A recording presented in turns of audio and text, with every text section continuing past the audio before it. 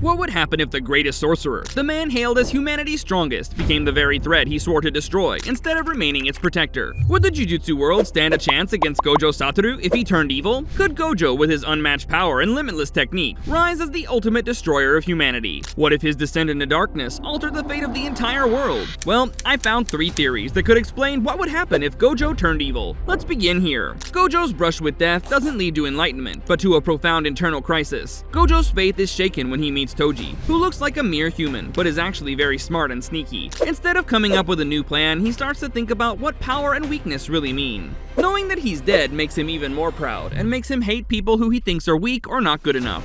His growing gloom taints his view and makes him think that people are basically flawed and disposable. Gojo's pain pushes him towards Suguru Geto, who feels the same way about the Jujutsu world, let down. But in this changed version of the story, their friendship grows, not because they both want to protect people, but because they both look down on weak people. As a group, they see a world where the strong are in charge and don't have to protect the weak. The seeds of nihilism that were buried in hidden inventory are beginning to grow, and their paths are becoming linked in a dark alliance. The differences are getting bigger because Gojo is playing around with his limitless cursed method. Because he wants to be the best and most powerful, he avoids the signs that he's becoming more and more distant from people and pushes his powers to dangerous limits. Because he's so focused on Geto, he can't see how bad he's becoming. So Gojo helps Geto become bad instead of stopping him. In this other result, Gojo's set up as a time bomb that's about to go off. His unchecked arrogance and dislike of weak people lead him down a darker path where his strength changes from a shield to a tool for abuse. Hidden inventory is the start of Gojo's fall into darkness. It also sets the stage for bad things to happen in the future.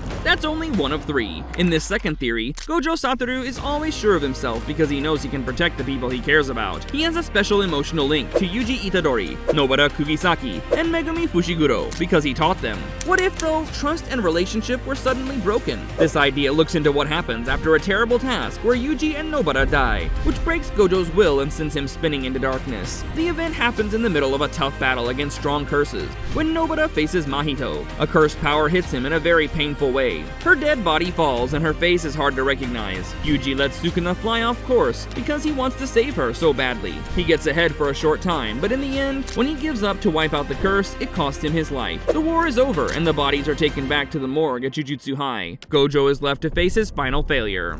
Gojo's really upset about losing his pupils. He feels weak for the first time, which is unbearable for someone who has always been strong. Gojo goes after the higher-ups in Jujutsu he thinks killed them, because he feels ashamed and lost. Gojo thinks that the real criminals are those who are stuck in customs and refuse to act when things go wrong. Going on a personal mission to destroy the dishonest power in the Jujutsu society is what makes Gojo angry. It gets colder and more planned as he kills the seniors one by one. The happy, sure of himself magician has been replaced by an angry natural force. When his friends who are still alive, like Megumi, try to help, Gojo calls them foolish. On this long journey into darkness, Gojo turns into a terrible person, a warrior who protects the weak but uses methods that are just as cruel as the curses he used to fight. His moral center used to be very clear, but now anger and loss have made it cloudy. This Gojo is sad and horrible. He's a broken man with unlimited power who's driven by guilt and depression. In Jujutsu Kaisen, a type of fighting where the stakes are high and the outcomes are lasting, the Shibuya incident is one of the most important events. In the original timeline, Gojo is locked up in the prison realm. Without him, things are more likely to become chaotic. But what if this bad thing hadn't happened?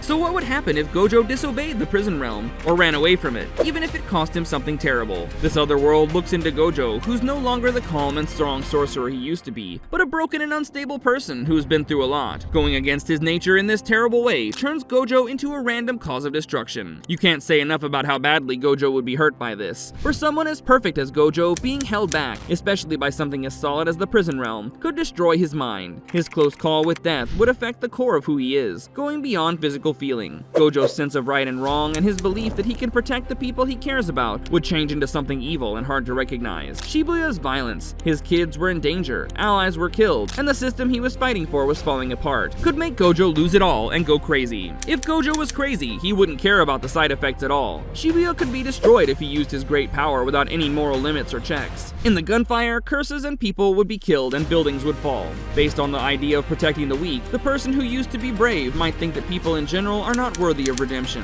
His crazy, twisted reasoning could convince him that the only way to make the world better is to destroy everything first. If his anger wasn't controlled, it would blur the line between hero and criminal, making him look like the very threats he used to fight. Even his best friends might not want to talk to him right now, because he has godlike power that's being used without any morals. Gojo's change from rescuer to destroyer not only changes who he is, but also gets the reader ready for a world where his unchecked anger could be the worst enemy ever, a nightmare from which no one could escape.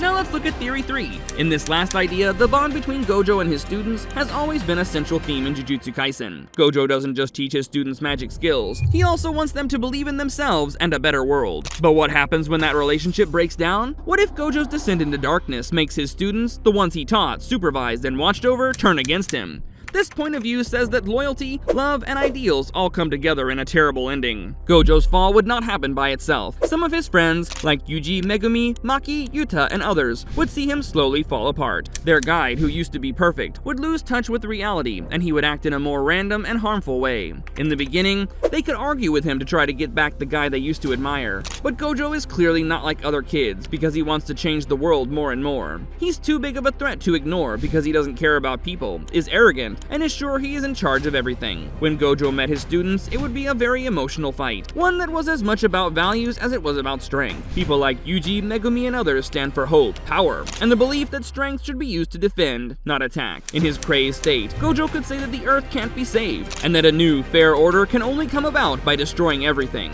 This fight would go from being a simple war to a battle for the soul of the Jujutsu Society, because of these different ideas. Going to fight would only be for show. Gojo's strength might be too much for his students to handle. Each student would bring unique skills and feelings to the battle, making it important to focus on both tactics and heart in the fight. Strength alone isn't enough. Relationships and ideals would be put to the test during this fight, which would cost a lot. In the end, the students' victory, if achieved, would be bittersweet. They would have stopped Gojo, but at the cost of their innocence, and the mentor-student bond that once defined them. What if Gojo Satoru, the strongest sorcerer, became the greatest threat to the world he vowed to protect? This idea explores Gojo's descent into darkness, turning his limitless power from a force of salvation to one of destruction. Imagine his incredible power, which was meant to protect people, being used against them instead. Would the world of Jujutsu Kaisen survive, or would it fall apart under Gojo's strength by his wrath? The idea paints a tragic picture of a hero's fall. Gojo, once a symbol of hope, loses his way, and his ideas change in a way that shocks those who believe in him. His limitless power becomes a weapon of destruction, blurring the line between hero and villain.